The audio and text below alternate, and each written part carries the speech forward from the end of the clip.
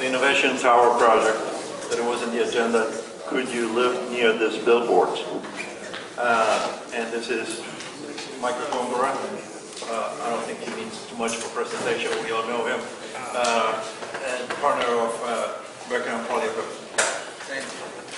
Thank you, Andres, and good evening, everybody. Thank you for taking the time out to be here tonight. I serve as Michael Gongora. I serve as General Counsel for this group, Biscayne Neighborhood Association, as well as practicing community association law. I've been asked to speak tonight on Innovation Tower, which is an interesting topic for me because I actually used to serve on the commission in Miami Beach, where we don't allow any billboard advertising whatsoever, much less electronic billboard advertising. For those of you that have not read the articles or are not familiar with it, this is a 633-foot observation tower with electronic wall murals that would rise more than 60 stories high along 10th Street and Northwest 1st Avenue. It would be the first building of its sort. It would essentially serve to have up to 85,000 square feet of electronic billboard advertising that would be on 24/7 and would flash up to every 6 seconds. It is speculated that this will be seen from miles away, but it most certainly will be visible from both I-95 and 395 if approved. And it's moving forward pretty quickly. The developer, when he saw the agenda, Michael Simpkins, did phone me today to give me his views and ask that I also set forth his views this evening. So in fairness to him, I'll try to say some of the points he wanted me to get across. Those points are that this would be a big financial benefit for City of Miami because he is offering to pay the Overtown CRA $5 million up front for the right to have this billboard advertisements, and either $1 million per year in guaranteed minimum rent or 3% of the gross revenue that these collect, whichever is more. So you can imagine the amount of money that they anticipate will come in, and that he hopes to commence with this by June 2016. The problem with this particular tower, as I've spoken to members of the public, is that it has gone through with, quite frankly, very little public input. The first time the public really caught wind of this was in April at the Overtown CRA meeting, where they had deferred the item until June 29th. And I was speaking earlier with Peter Ehrlich from Scenic Miami. He's here somewhere. Peter, when I move on, because Watson Island is the topic du jour, if you have more questions, he probably knows even more than I do. But these are the 3 important dates to be aware of if you are opposed to this project. And many people are, including Peter's group and the Downtown Neighbors Alliance, a sister organization of Biscayne neighborhoods. Number 1, there is a meeting Tuesday, this coming Tuesday, of the City of Miami Planning and Zoning Advisory Board to consider certain planning and zoning changes for this item, so that it would essentially fall under another section of the code and they wouldn't have to go to the 2 public hearings and readings, and would essentially make this easier to get approved. Thereafter, on Thursday, the City of Miami Commission is meeting. They do their planning and zoning items in the afternoon. This is towards the end of the agenda, so it will probably be late afternoon. But they will consider at Thursday's commission meeting whatever the Planning and Zoning Advisory Board votes upon on Tuesday.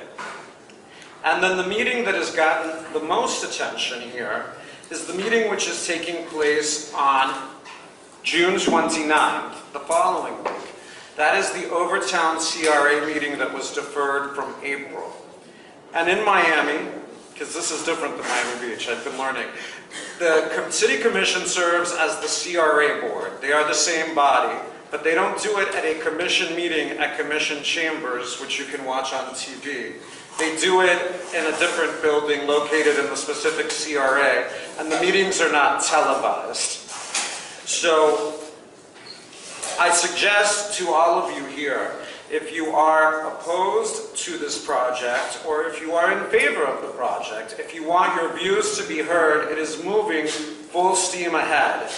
Again, you would want to consider going Tuesday to Planning and Zoning Advisory Board at 2 p.m. at City Hall, Thursday to the City Commission meeting in the late afternoon, and probably the one that's gotten the most attention, it's been in the Herald, is the one June 29th before the Overtown CRA. The concerns that have been expressed to me, and quite frankly, I haven't heard anybody other than the development team speak in favor, are traffic, distracted drivers on I-95 and 395, essentially dissipation or reduction in quality of life by having this. I will that it would give a Blade Runner feel to the city of Miami. I will tell you that the developer told me that the lights would be no brighter than the dancing lady on the other building downtown, but it would be the whole building as opposed to just the dancing lady. No matter what happens at these meetings, the project will eventually need administrative waivers, in the city of Miami called warrants. So there will be an opportunity for lawyers, like me or others, to get involved and to appeal the decision. However, the appeal will most likely go back to the Planning and Zoning Advisory Board or potentially the City Commission. So it's kind of the same groups that are going to hear this all along, and eventually, if people do not come into accord, it will end up in the courts. And in closing, because Andres asked me to be brief, I suggest if you want to learn more about this, there's two good articles in the Miami Herald, one that came out this week by David Smiley, who kind of says where this project is at and where it's moving forward, and an editorial that was written by Channel 10's Michael Putney a couple of months ago. And Michael Putney's views were that if the Innovation Tower is approved, it would rise to new levels of awfulness and visual pollution. So those are Michael Putney's words, not mine. I think that everybody needs to be aware, because as Michael Putney also said, although this is happening in Overtown, but on the border of downtown, the digital billboards will be seen from miles away and will impact all of us that live in the county, that drive by there, that travel I-95, and that travel 395. So this is a very important item, and I would encourage you all to get involved. And with that said, thank you very much for your attention.